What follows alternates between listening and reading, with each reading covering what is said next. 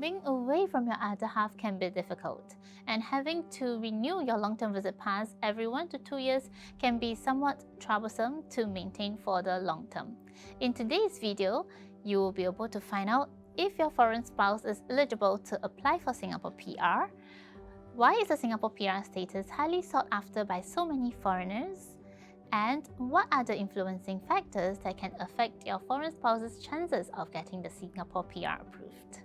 If you are new to this channel, hi, I'm Elena from The Immigration People. In this channel, my partner Kay and I share our tips, advices, and updates on Singapore PR, citizenship, and other Singapore immigration-related topics. Without further ado, let us dive into today's topic. Is my foreign spouse eligible to apply for Singapore PR? Living in Singapore on a work pass, dependent pass, or even a long-term visit pass are great choices. But becoming a Singapore permanent resident will allow you to enjoy far more benefits and subsidies. The Singapore PR status is highly desirable if you and your foreign spouse are planning to live in Singapore for a long time. Some of the benefits that you get to enjoy as a Singapore PR would be subsidies to public healthcare, housing, and education needs. For example, public housing in Singapore is called the HDB. And to purchase HDB flats, be it through the Build-to-Order scheme, also known as BTO, or resale flats in the open market, one must be a Singaporean purchasing the flat with a Singaporean or PR spouse. Next, employment opportunities. As a Singapore permanent resident, you will be regarded as a local resident and will be given priority to employment opportunities. Furthermore, if you are on a long-term visit pass, it will not automatically allow you to work in Singapore, and you will need to apply for a letter of consent from the Ministry of Manpower before you can be employed. Being entitled to a retirement fund known as the Central Provident Fund, which is CPF. This CPF will allow you to contribute a portion of your monthly salary to your retirement fund account, and your employer will actually top up a certain percentage on top of your monthly employment income. As a PR, your re-entry permit is renewable only every 5 years, whereas as a long-term visit pass holder, you are required to renew it every 1 to 3 years, which can be a hassle in the long run. Last but not least, as a PR, you are entitled to apply for Singapore citizenship after 2 years. This is the only way for you to become a Singapore citizen, and you cannot apply for citizenship if you are on a work pass or a long-term visit pass. In short, there are just far more privileges and stability that your foreign spouse can enjoy as a Singapore PR, and in the future for both of you to start a family here. As a Singapore citizen or Singapore PR, you can apply Singapore PR for your foreign spouse through the sponsored scheme. Through the sponsored scheme, you can actually sponsor your foreign spouse or your children who are under the age of 21 years old for Singapore PR.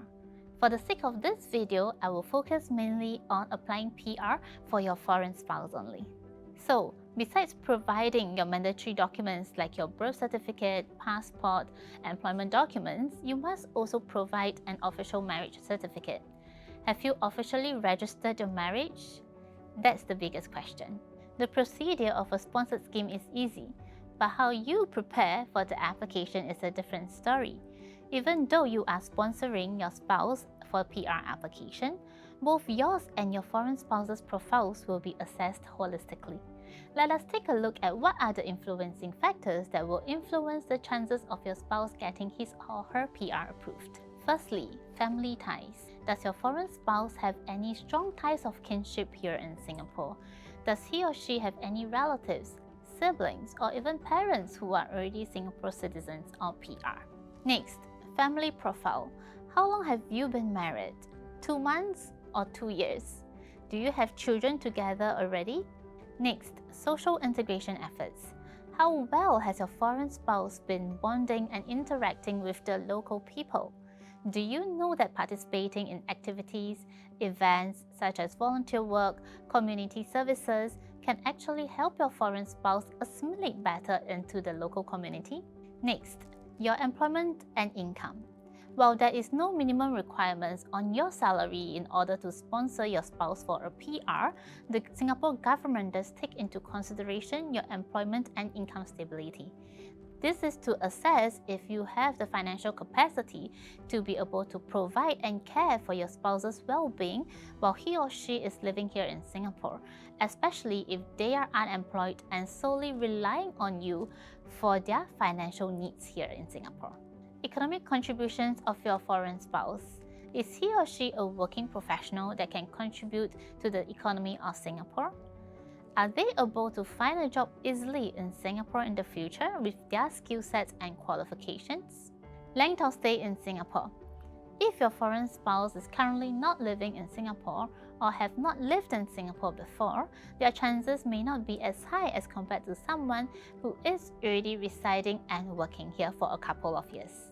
Long-term plans in Singapore. Do you plan to start a family? What is the purpose of getting your foreign spouse a Singapore PR status? Do you plan to have kids in the future and stay here for the long term? And believe it or not, the quality of your scanned documents matters a lot to the ICA as well. ICA is renowned for having very high standards when it comes to the quality of documentation, and you can be rejected if you submit very poorly scanned documents. For us, we will handhold our clients from the very beginning to the end for their PR applications.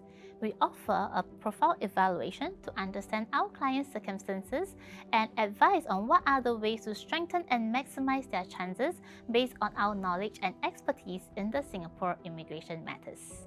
Aside from preparing relevant, error-free and high-quality documents to the ICA, our team will also craft an exclusive cover letter to explain to the ICA why they should pick your spouse out of the thousands of other applicants. But of course, with the right amount of information and knowledge, one can also apply on their own on ICA's website. Now that you know the requirements and eligibility of getting your spouse a Singapore PR, maybe you can start planning for the next step. If you have any burning questions, you can leave them as comments below. However, if you're not comfortable to share it publicly, you can contact us directly at support@tip.com.sg. If you have tried applying before, what are some of the challenges and obstacles faced? I would love to hear your experience too. If you have found today's content to be useful, don't forget to like and share. And if you don't want to miss out our future episodes, the subscribe button is over here. Thank you, and I'll see you next week.